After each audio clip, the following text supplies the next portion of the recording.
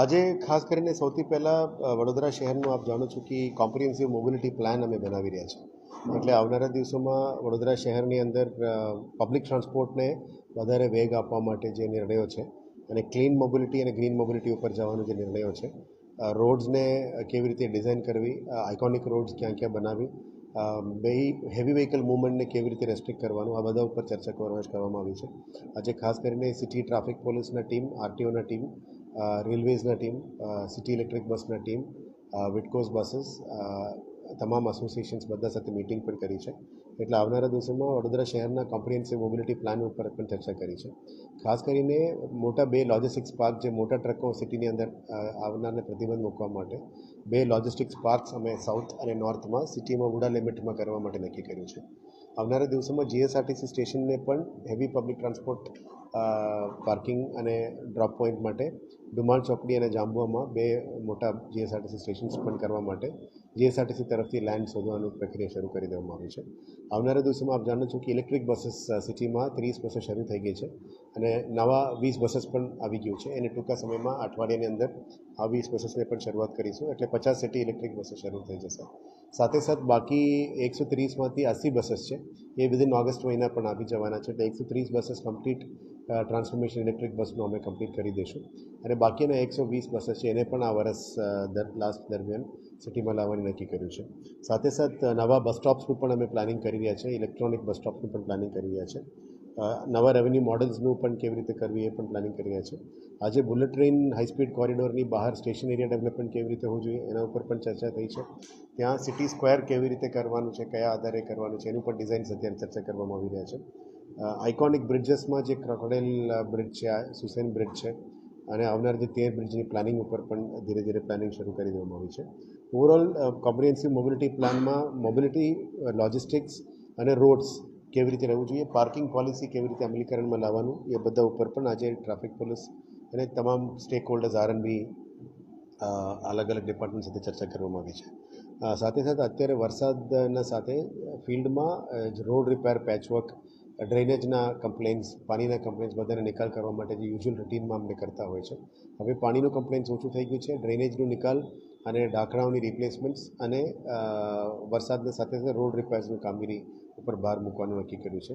જેમાં કોઈ પણ કોન્ટ્રાક્ટરનું બેદરકારી થતું હોય જેના કારણે અકસ્માતો થતા હોય છે, અદરવાઇઝ અનનેસેસરી કંઈ ઇસ્યુઝ થતું હોય, આ બધા આવા કોન્ટ્રાક્ટર્સ, ડ્રેનેજ હોય, રોડ હોય, પાણી હોય અથવા ઝોન લેવલમાં હોય, એના ઉપર કાર્યવાહી કરવા માટે પણ સૂચના આપવામાં આવી છે. એટલે એક્ઝિક્યુટિવ એન્જિનિયર્સ એના ઉપર કાર્યવાહી કરી રહ્યા છે. સાથે સાથ જે વ્હીકલ્સની જરૂરિયાત છે સિટીમાં અત્યારે ચોમાસા દરમિયાન અને વોર્ડના કાઉન્સિલરશ્રીઓ, વોર્ડના રજૂઆતોની આધારે વધારે સક્શન મશીન્સ, જેટિંગ મશીન્સ અને ક્લિનિંગ મશીન્સનું પણ લેવાની નક્કી કર્યું છે. વોર્ડ વાઇઝ તમામ machinery, grab buckets, super sucker machines અને મિની જેટિંગ મશીન્સ જે ગલીઓમાં પણ જઈને કામ કરી શકાય એવા બધા નવા ખરીદી કરવાનું પણ નક્કી કર્યું છે. સોલિડ વેસ્ટ ક્લિનિંગ માટે લિટર પિકર મશીન, વેક્યુમ મશીન્સ અને લોકો માટે અવર જવર માટે સાધનો સામગ્રી જે મંગાવવાનું છે એના ઉપર પણ અત્યારે મંગાવવાની પ્રક્રિયા શરૂ કરી દીધી છે. સાથે સાથ ડ્રેનેજમાં કામગીરી, જે રોડ્સ ખોલવાનું છે પબ્લિક માટે, એના પણ વહેલા તકે ખોલવા માટે એમને સૂચના આપી છે, જેથી કરીને ફાસ્ટ મૂવમેન્ટ થઈ શકે એ દિશામાં કામગીરી કર્યા છે. અત્યારે આપ જાણો છો કે વડોદરા શહેરમાં 2.5 મિલિયન ટ્રી પ્લાન્ટેશન એન્ડ ડિસ્ટ્રીબ્યુશનનું કામ પણ ફૂલ જોશમાં ચાલી રહ્યા છે. આપ જાણી શકો છો કે મોટાભાગમાં પબ્લિક પ્લેસીસમાં અમે કેનોપી લગાવીને વીએમસી આધાર કાર્ડ લઈને એમને ફ્રી રોપાની વિતરણ પણ કરી રહ્યા છે અને અમુક જગ્યામાં પ્લાન્ટેશન્સ પણ કરી રહ્યા છે.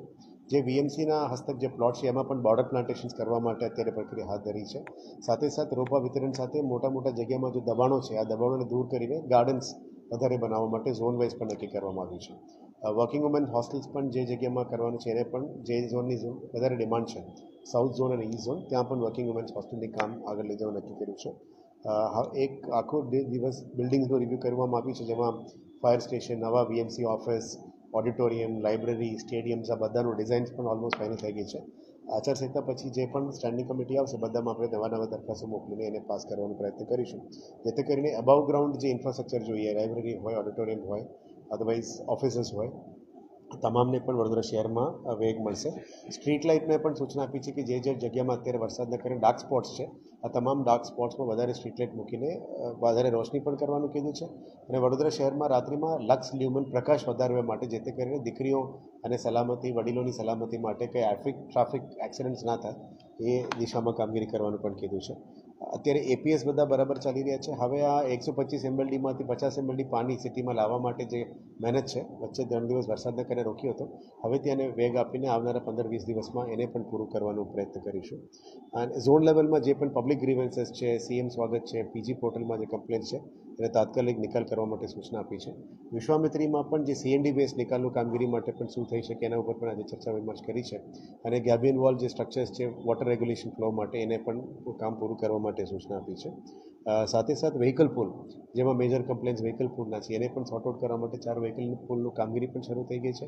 આવનારા દિવસોમાં તમામ વ્હીકલ્સને ઝોન વાઇઝ ડીએમસીની અંદર ફાળવણી કરી દેવાના છે જેથી કરીને વોર્ડમાંથી જે ડિમાન્ડ આવે કાઉન્સિલરશ્રીઓની પબ્લિકોની એમાં પણ કોઈનું સંકટ ના હોય, તમામને ગાડીઓ વ્યવસ્થિત મળી જાય, જેટિંગ મશીન્સ મળી જાય, તમામને ગ્રાબ બકેટ્સ મળી જાય, એવા રીતનું મશીનરી સાધન સામગ્રીની ઉપર પણ વધારે ભાર મૂકવામાં આવશે અને એમની પ્રોપર નિભાવણી અને ડીઝલ ચોરી બંધ થાય આ બધા ઉપર પણ આવનારા દિવસોમાં થોડું વધારે ફોકસ કરવાના છે.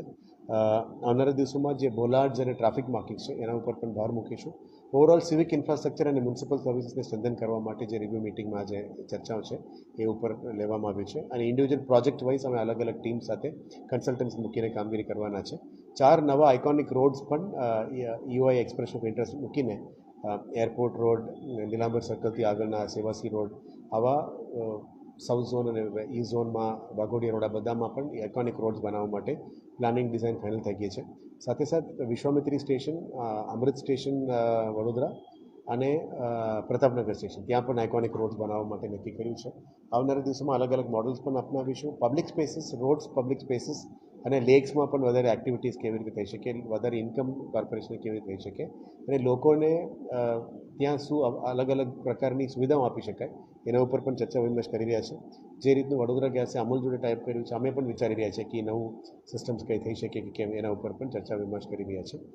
આવનારા દિવસોમાં જે ઓડિટોરિયમ, સ્પોર્ટ્સ કોમ્પ્લેક્સીસ, લાઇબ્રેરીઝ, અતિથિગૃહ, ફાયર સ્ટેશન્સ, બોર્ડ ઓફિસીસ અને બિલ્ડિંગ્સમાં જન્મ મરણનો ઓફિસ આ બધાની જે બિલ્ડિંગ્સ ઓલમોસ્ટ રેડી ફાઇનલ થઈ ગયું છે. આવનારા દિવસોમાં સ્ટેન્ડિંગમાં એ બધાને અમે પ્રપોઝલ્સ પણ મોકલવાના છે. વોકી ટોકી અમે એટલા માટે લાવ્યા છે કે આ ડિઝાસ્ટર સમયમાં જરૂરિયાત પડે છે કારણ કે મોબાઈલ કવરેજનું ઇશ્યુઝ આવી શકે છે અને લોકોને થોડું એલર્ટ રહીને કામગીરી કરવા માટે આ સિસ્ટમ ઇન્ટ્રોડ્યુસ કર્યા છે.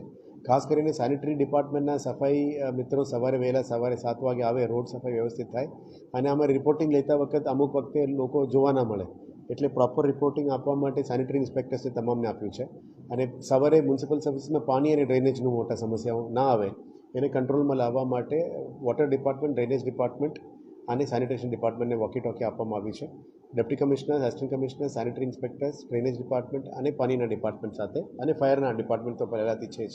એટલે ઓફિસર્સમાં થોડું અલર્ટનેસ આવે, કર્મચારીઓ સારી રીતે કામગીરી કરી શકાય, પબ્લિકનું સારું રેસ્પોન્સ આપે, સિટીને વધારે સ્વચ્છ રાખી શકીએ, પાણીની સમસ્યા, ડ્રેનેજની સમસ્યાનું હલ કરી શકાય એ દિશાથી અને આવનારા દિવસોમાં જે યુનિફોર્મ સિસ્ટમ અમે ઇન્ટ્રોડ્યુસ કર્યા છે એ પણ તમામ પહેરવાનું શરૂ કરી છે. ધીરે સિસ્ટમ ડિસિપ્લિનમાં લાવવા માટે અને વધારે એફિશિયન્ટલી પબ્લિકની સેવા આપી શકાય એ ઈચ્છાથી આ સિસ્ટમ્સ લાવવામાં નક્કી કર્યું છે.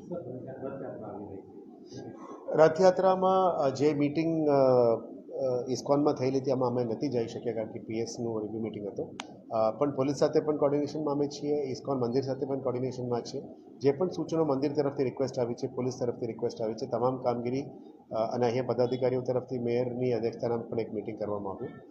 આ તમામ કામગીરી રથયાત્રાને લઈને આખું કામગીરી ઓલમોસ્ટ ફાઇનલમાં છે. જે રોડ ટ્રીમિંગ છે, ટ્રી ટ્રીમિંગ છે, વાયર્સનું શિફ્ટિંગ છે, રોડની સમીકરણ છે, બધા કામ થઈ ગયું છે.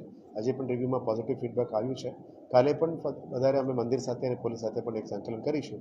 આશા રાખીએ કે આ વખતનું જગન્નાથ યાત્રા દર વર્ષે જે ભવ્ય રીતે થાય છે આ વર્ષે પણ ભગવાન જગન્નાથની કૃપા વડોદરા ઉપર આવે એવા તમામને પણ પ્રાર્થના અને શુભેચ્છાઓ પાઠવું છું.